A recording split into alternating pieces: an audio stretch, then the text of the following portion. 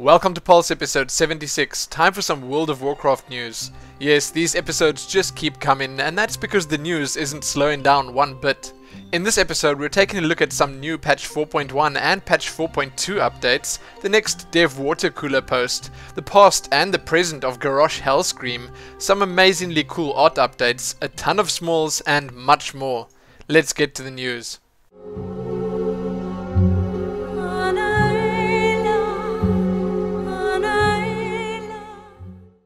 I thought I would, once again, start the Warcraft news off with the always interesting patch 4.1 news, and this time around some patch 4.2 news as well. While the official site is not featuring any new patch notes just yet, we have been treated with a look at patch 4.1 PTR build 13875. In this latest update, we just see a couple of minor class changes and a new item that is rumored to be from the new fishing daily quests. Yeah, not very much in the line of notes here, but hey, we are in fact getting closer and closer to the launch of patch 4.1. MMO Champion still believes quite firmly that we will be seeing patch 4.1 go live as early as next week. Sounds good to me. In some more interesting 4.1 news, Jesse from over at OMFG Kata released a lengthy preview of the quest chain titled the Zandalari Menace, introducing the new patch 4.1 dungeons, and you can see all the videos right here on YouTube. More content is always great, and I think it's a good thing that we actually know what's going on with the lore. So if you're interested, be sure to check the video series out below. And yes, that is pretty much all for the 4.1 updates. Let's see what's been uncovered for patch 4.2 recently. The guys over at MMO Champion have unearthed some more amazing patch 4.2 models. First up, we have what seems to be a new trash mob, the Overfiend. It comes in multiple recolors, but the only one we will be seeing at the moment will probably be the fire version. Looking good. Next, and sadly last up, is Lord Anthracist, who, according to MMO Champion, went into exile in the Firelands after seeing his name misspelled way too many times. If you remember the Firelands raid preview, you probably saw the Anthracist Plateau subzone on the minimap. It seems like this bad boy will be hanging out there. You can see both those models in full detail and full size over at MMO Champion or in the links below. Ghostcrawler is back yet again with another Dev Watercooler or Coffee with the Devs post. And yes, I tend to say that every time he's back for some reason, as if it's a surprise or something. This time he has a talk about the theories behind critical hits and misses. Starting with a bit of the history of critical strikes in WoW, Ghostcrawler gets down to business with an in-depth discussion about the homogenization of classes, the issues with healer critical hits, yes, they love crits too, and the pros and cons of homogenizing critical hits across the board. It is, as usual, a great thing to be able to see what the developers really think about things like these, critical hits and the design changes World of Warcraft has been subjected to over the years.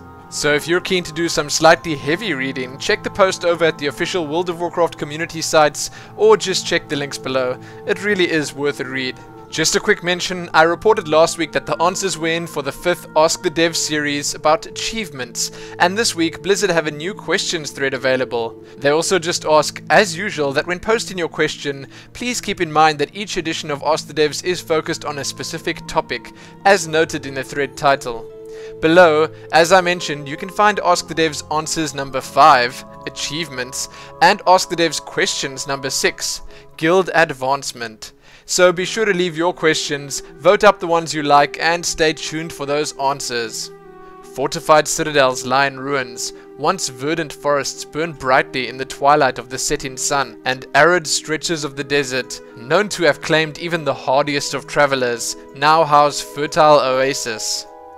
The breaking of Azeroth changed a great many things. While the altered landscapes of the Eastern Kingdoms and Kalimdor may be the most noticeable evidence of Deathwing's violent return, many of Azeroth's heroes have undergone drastic physical and mental transformations of their own. Some have questioned Thrall's decision to set Garrosh Hellscream into the fiery crucible of Horde leadership, but none can doubt this Mag'har Orc from Outland has charted a course for his people that will change the very face of Azeroth. Yes, Blizzard's next Then and Now post is up, this one covering, as you've probably just heard, Garrosh Hellscream.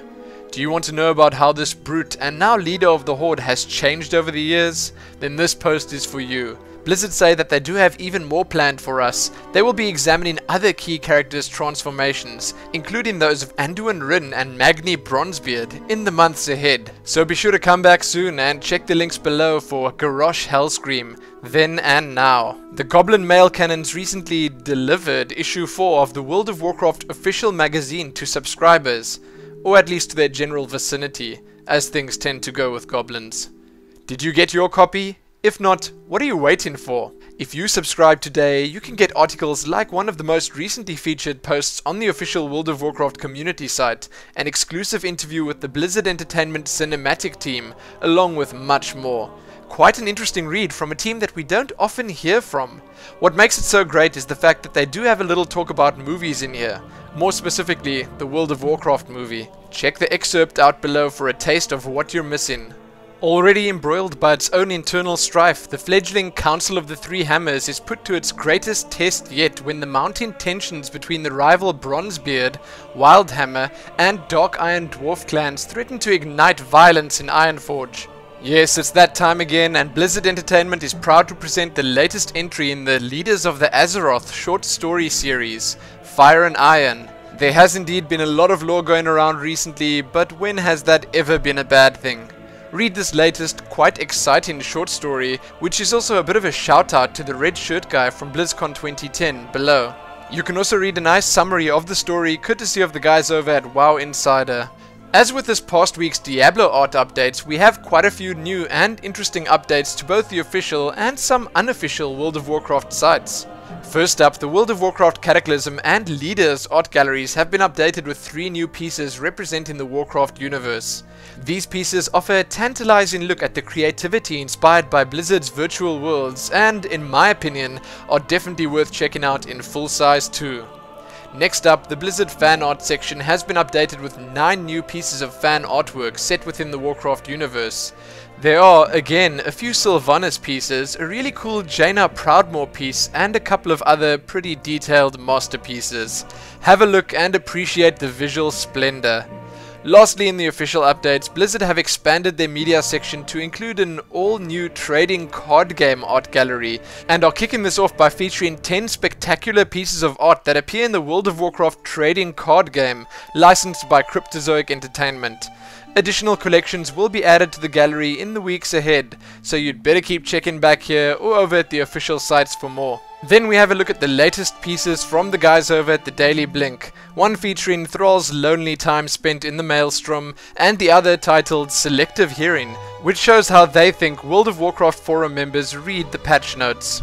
Quite funny as usual and well worth looking at. So with all of that done, let's head on over to the World of Warcraft Smalls. Starting this off, on the official side you can read what's been happening in Blizzard's Twitter campaign, This Week in Hashcraft. The Community Watch tip hotline is now also open for World of Warcraft. There's a poll up titled PvP is hard work. The next new player tips post is out, this one titled Defend Yourself. Direct debit is now available on the Blizzard store. You can now chat with your guild using the mobile armory. This post was last updated on the 19th of April. And lastly, from the official site, the next library post is out, this one covering the book Storm Rage. Right here on YouTube, you can check out PST episode 25 and the weekly Marmot, the physical side of gaming. Over at Wowhead, you can check out Legendary, the WoW video podcast. This one's focused on BlizzCon 2011. Wowhead have a nice guide up titled Closing the Gap, a guide to gearing up in 4.1. And a few Wowhead site updates. Xfire comes to Wowhead, and they've now got capture options, a new subform, and spoiler tags. Over at WoW Insider, you can check out the next WoW Archivist post, The Gates of Anchorage. And Blizzard are apparently giving StarCraft 2 players 30 days of WoW for free. Next up, over at WoW Inc. Gamers, the FBI are apparently looking for WoW gold farmers. And Legendary Pictures, the guys making the WoW movie, are apparently looking for a new credit line. The 22nd World of Warcraft comic book is now available for digital download, and Ragwan is back, this time soloing 2 Cataclysm heroic bosses. And lastly, right here on YouTube, you can check out the next Lore for Noobs, The Horde, Part 11. This is courtesy of OMFG Kata. So with that done, let's head on over to the World of Warcraft blues. Not very many blues to look at this week. The blues had a few words on the gender of Warlock demons. Yes, we will apparently be seeing male and female Warlock demons in the future, and on MovePad support coming to World of Warcraft in a future content patch. Sadly, that's all I have for you, and that is the end of Pulse episode 76. Keep checking back here soon for more news, and remember to like the video, favorite it, share it with your friends, and subscribe. Most importantly though, happy Warcrafting.